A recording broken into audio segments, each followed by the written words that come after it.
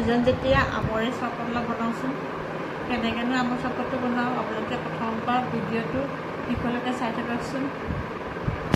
এতিয়া প্ৰথমে মই আমকেইটা ধুই লৈছোঁ গোটেই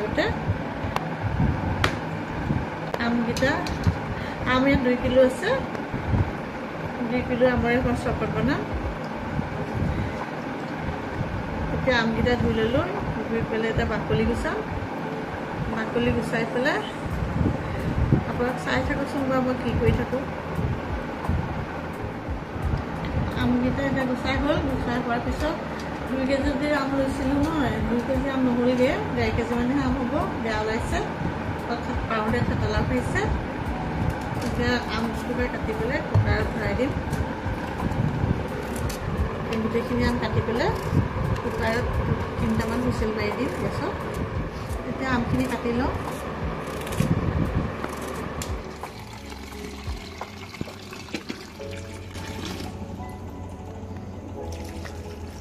ইয়াত 1.5 কেজি আমত 1.5 লিটাৰ পানী দিছোঁ।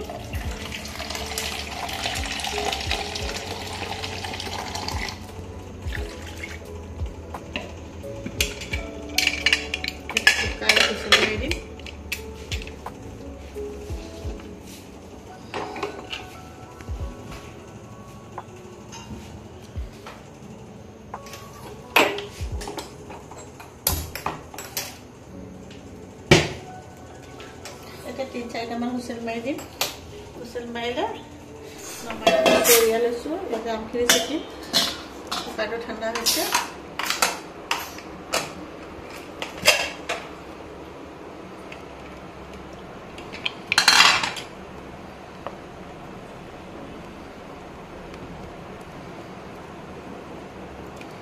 ধুনীয়াকৈ সিজিছে আমখিনি। এতিয়া আমখিনি চাকনিখনৰ চালনীখনত চালি পেলাই তাৰ ৰসখিনি চৰবত বনাম আৰু ভিতৰখিনি পেলাই দিম। 1.5 কেজি আমত 1.5 কেজি আমত সমানে পানী দিব লাগে আম যিমান পানীওটো সিমানে দিব লাগে তেনেকৈ চেনিটোও সমানে দিব লাগিব।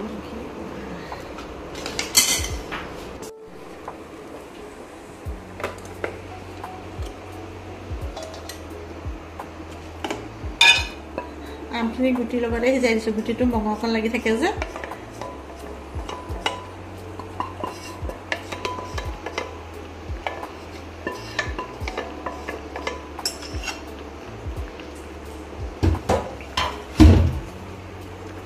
এতিয়া আমখিনি অলপ মানে গৰম হৈ থাকিলে ৰসটো হেৰি কৰিবলৈ দিগদাৰ হয়।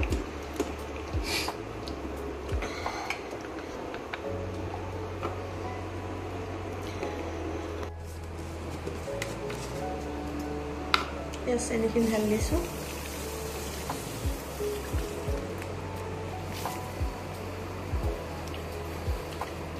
চেনি 1 কেজি 5 পোৱামান দিব লাগিব ইয়াত। এতিয়া 5 পোৱা 1.5 কেজি চেনি দিলে জোখত হয়গৈ 5 পোৱা দিলে কম হয়।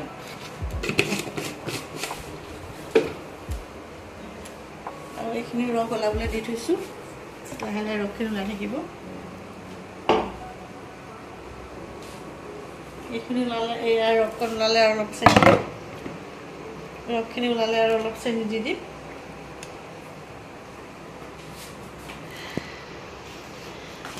অলপ ক'লা নিমখ দি দিছোঁ।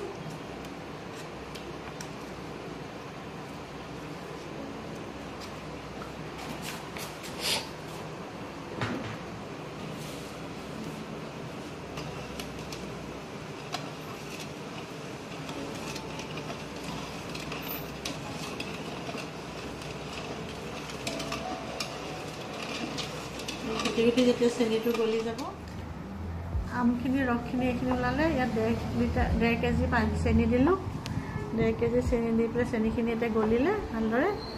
এতিয়া ইয়াত চাইট্ৰিক এচিড দিম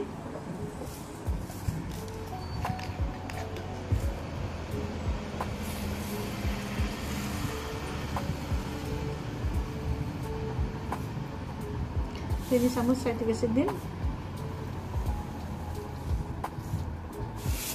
এইটো ভিনেগাৰ বটল এটা থৈছোঁ চাইট্ৰিক এচিডৰ বটল নহয় দেই।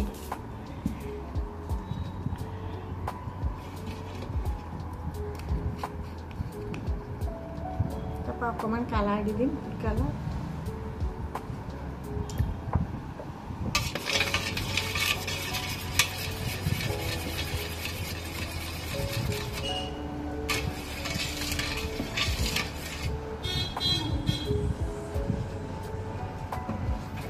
ভালদৰে গুটিব লাগিব চাইট্ৰিক এচিডখিনি গলিবৰ কাৰণে।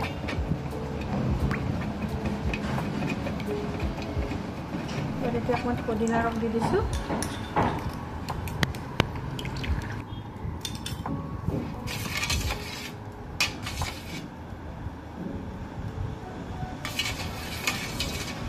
এইবোৰ আকৌ ভালদৰে চেকিব লাগিব বটলত ভৰোৱাৰ আগতে।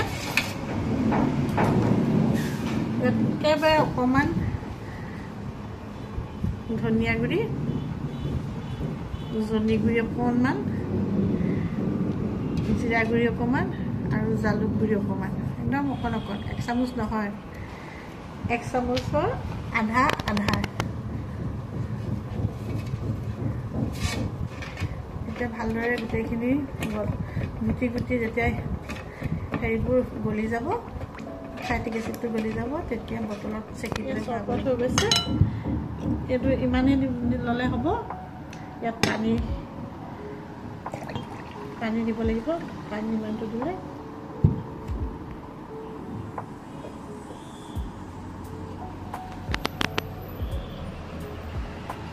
এয়া আমৰ কেঁচা আমৰ চৰবত হৈ গ'ল। এই আমৰ চৰবতখিনি আপোনালোকে ফ্ৰিজত 3 বছৰমানলৈকে থৈ দিলেও এইটো নহয়, বেয়া নুগুন্ধায়। খাই থকা চৰবতবিলাক যোৱা বছৰ তাৰ আগৰ বছৰ চৰবতটো এতিয়া ব্যৱহাৰ কৰি আছোঁ। আমৰ চৰবত 2 বটল আধা হ'ল। এয়া চৰবতখিনি বহুতখিনি মানুহে এই চৰবতখিনি খাব পাৰিব। ইয়াত গুৱানৰ চৰবত দি বাকীখিনি পানী মিক্স কৰিলে হ'ব। 1 গিলাচত গুৱানৰ চৰবত দিব, তাৰপিছত পানী দিলেই হ'ব।